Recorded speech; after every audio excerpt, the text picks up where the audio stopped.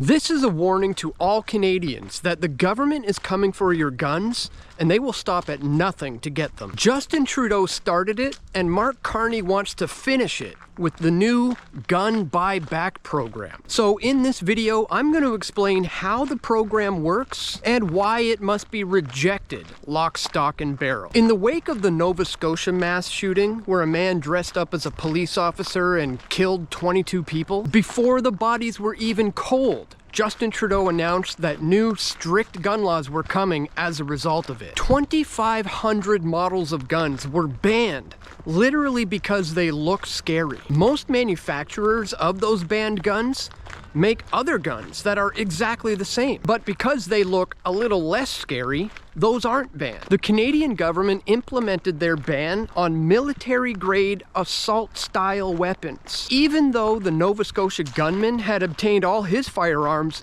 illegally. Fast forward now to 2025, and Mark Carney's Liberal government just announced a new gun buyback program. How do you buy something back when it was never yours in the first place? So here's how it works. The government doesn't know who owns what guns, and if the ones that you do own are prohibited or not. They know who is currently holding restricted firearms, but they don't know who has been holding non-restricted firearms that have just become prohibited. So the government is going to send a letter to all licensed gun owners asking them to view a list of banned guns. And if you have any of them in your possession, you have to turn them in. If it was not prohibited when you legally bought it, but now it's banned, they expect you to tell them about it so they can take it away. Now, the government claims that it's not mandatory and it's in fact voluntary, but just wait until you hear what your options are. You can keep it if you deactivate it and render it useless, which may cost you around $500 on average to do so, and they will reimburse you for that. Or you can sell them what you legally purchased at a discounted rate, by the way, and if you don't,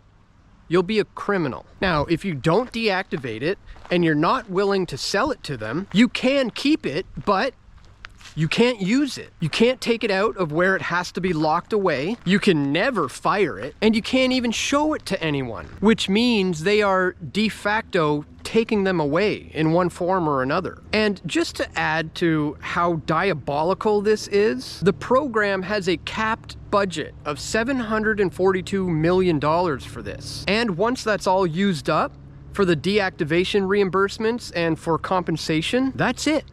You'll be on the hook. So they are creating a race to turn them in. And if you don't turn them in quick enough, you will foot the bill instead of them. So that's how it's going to work.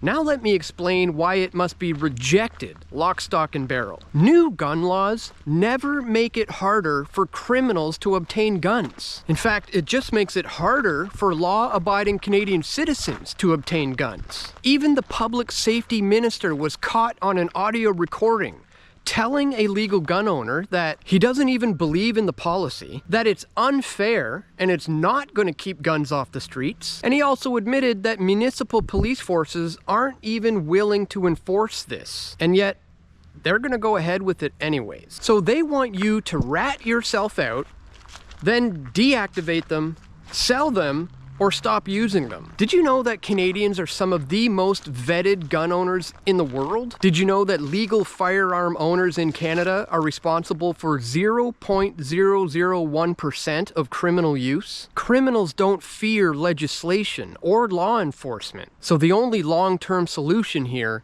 is to make them fear their potential victims. The bottom line is, guns are not the problem, but in fact, the government is the problem. Hitler had incredibly strict gun laws, but had the Jewish people been armed, things would have gone very differently. So if you are a legal gun owner, do not respond to their letter. Don't sign anything, don't agree to anything, and wait until they come to you, which in all likelihood will be in a very, very long time from now. But until then, stand your ground and keep your guns.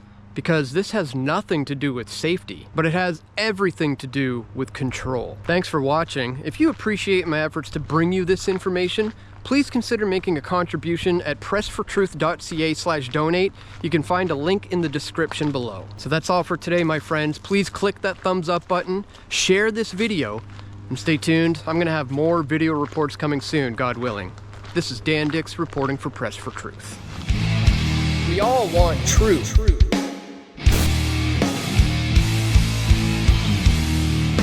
The truth will set you free.